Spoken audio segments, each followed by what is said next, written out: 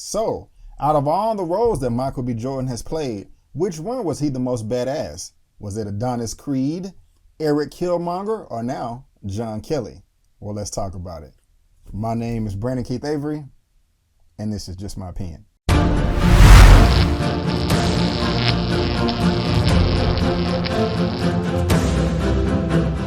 Hey, what's going on, everyone, and welcome back to another episode of Just My Opinion for my movie review for Tom Clancy's Without Remorse on Amazon Prime. And if this is your first time finding me and you happen to like the video, please give me that thumbs up and consider subscribing. So I'm a huge fan of Michael B. Jordan. Pretty much every project that he's been attached to, I've been a fan of. Even going all the way back to 2012 with Chronicle, where he got those powers and was flying around. I thought that was very, very cool. That was the first time I ever saw him in a full-length feature. I thought that film was phenomenal with the first-person view. Even with Fruitvale Station, Black Panther, Creed, like I just mentioned, I can go down his whole filmography. The man is outstanding. And with this film right here, Tom Clancy's Without Remorse, if you were not aware, this is based off of a novel that came out in the 90s and then was adapted into some video game franchise.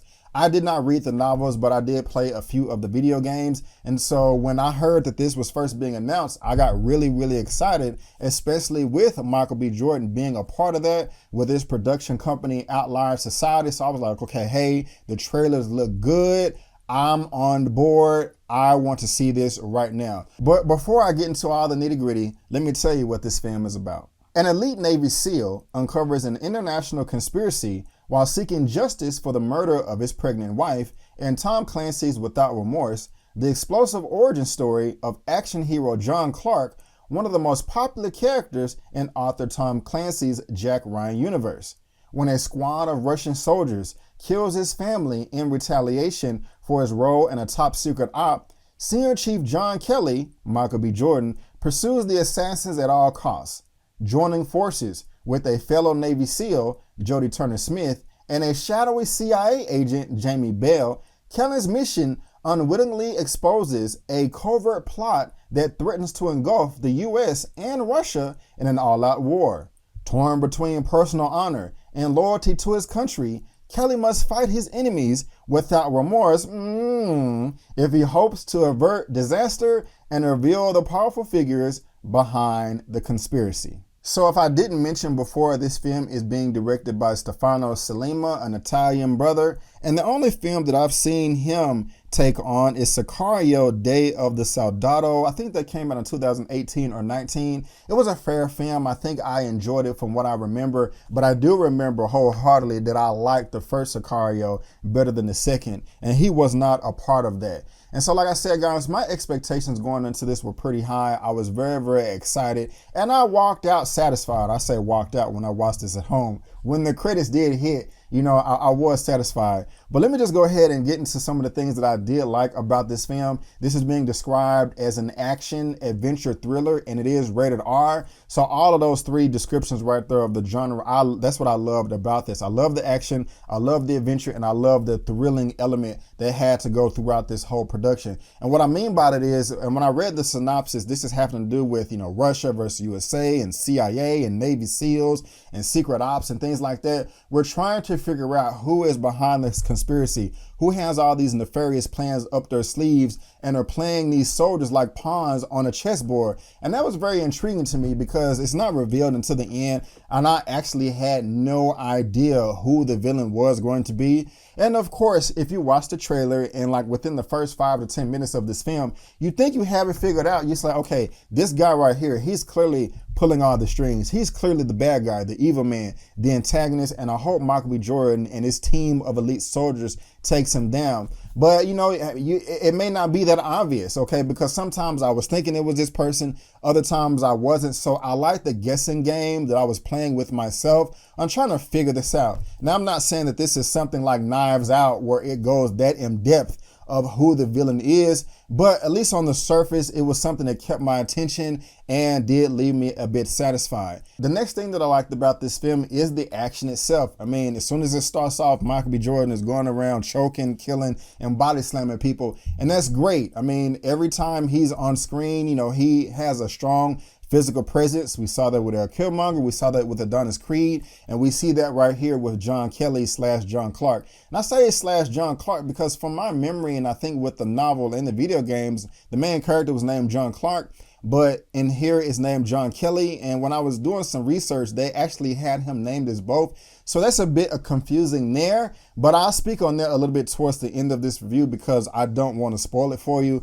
But as far as the action is concerned, like I said, it was great. There was times, especially kind of in the third act, the final act of the film, I was saying to myself, okay, how in the world is Michael B. Jordan, going to get out of this alive? I mean, he is in a firefight, bullets are flying all around him, explosions and stuff like that. He is trapped. There's just no way he is going to get out of this.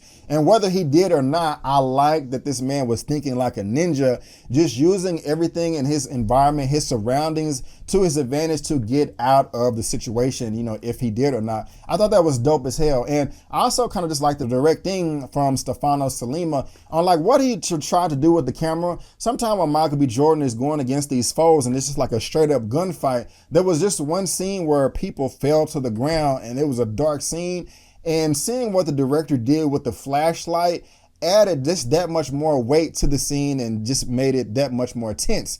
I really did like that. And it's not anything random that any director off of conveyor belt would do. This was a specific style from Stefano Sollima, or the way I'm interpreting, like, okay, this is what I want to include in my film to hype up the scene. And it worked and it stood out to me.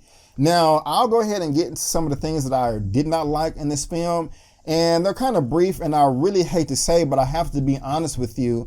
Like I said at the very beginning of this review, I pretty much loved every performance that Michael B. Jordan was a part of. But if I have to be honest and give my opinion, this is the weakest performance that I've ever seen Michael B. Jordan be a part of. And that's just a little bit disappointing. I kind of feel like in some of the scenes he was overacting and I just was not convinced. He really did not seem like he was on the same page with everyone else, with all of his remaining co-stars. And that's very weird because the man can act. I don't know what happened, but he missed the mark just a little bit in this film, in my opinion. And we all know from the trailers and the synopsis that I read, he is very angry. He's very irate. He's going around capping people without remorse. That makes sense. These people infiltrated his home and murdered his pregnant wife. So I would be hell-bent on killing everybody that comes across my path as well. But just sometimes I would just say to myself, like, dude, this anger that you're emoting right now just does not seem that realistic to me. It feels like you're going overboard just a little bit, and I just want you to tone it down just a bit. But I've never had a pregnant wife be assassinated before, so I really can't put myself in those shoes to see how he felt. Also, when it comes to Jodie Turner-Smith, this is only the second time I've seen her in a full-length feature. The first time was a couple of years ago with Queen and Slim with Daniel Kaluuya. She was fine in that movie, but I did not like her character. I liked her character in this movie, but I just didn't like her performance. Again, I'm not saying that it's bad. No one did a horrible job, but I just did not buy her in the role as a SEAL. It just didn't come across realistic to me. I hate to crap on her and be mean, but she had an action scene and she did very, very well in her action scene. So I'll give her 2 thumbs up there. I'm not just going to crap on the sister. She did a great job there, but just some of the times when she was just delivering her lines, I just wasn't convinced. She also filmed this movie while she was pregnant, so I got to give her 2 thumbs up right there. But, between Michael B. Jordan and Jodie Turner-Smith, the performances just wasn't as crisp as I wanted or I expected it to be. And I also just have to say another complaint of mine when Michael B. Jordan is just going around executing everybody. I mean, he just doesn't give a damn. He does not care about the outcome or the circumstances. There was one sequence of events that he did to where I was like, bro, how in the world are you going to get out of this situation alive? And I don't think he thought it through completely. And I think he got out of it by dumb luck. So as far as the plot is concerned, that really doesn't make sense to me. But I have to kind of knock it there because I'm like, okay, wait a minute. This just really doesn't add up. However, it's still a great film and I did enjoy it overall. And I will let you know that there is a mid-credit scene. Please stay for that because if you don't, I think it will ruin your enjoyment, possible enjoyment of the film. And with this right here, I do want to see sequels. I want to see a lot of sequels within this franchise. And if you don't know Tom Clancy, they have a ton of sequels. You know, this is the origin story. Then they got Rainbow Six, Ghost Recon, Splinter Cell, In-War Hawk, and The Division. So if this is successful, we can see a lot of this. And then the way that this film ended, it just shows so much promise for the future. So overall, I mean, Michael B. Jordan did do a great job. Jodie Turner-Smith did do a good job. It's just their performances just was not as strong as I've seen them before, like Creed, Eric Killmonger, Just Mercy, etc. But I want to let you know, guys, that is just my opinion. I want to thank you so much for tuning in. If you would like to see my movie review for Two Distant Strangers, which is on Netflix that won an Oscar, you can click right here. If you also want to see my review for Mortal Kombat, you can click right here. And if you also want to see my review for Thunder Force, you can click right here. And guys, again, I just want to thank you so much for tuning in. And before you go, don't forget that my name is Brandon Keith Avery. And if I had to rate Tom Clancy's Without Remorse out of a 1 out of 10, I will give this a 7 out of 10. Yes, a 7 out of 10. Thank you so much, and I'll see you next time. Peace.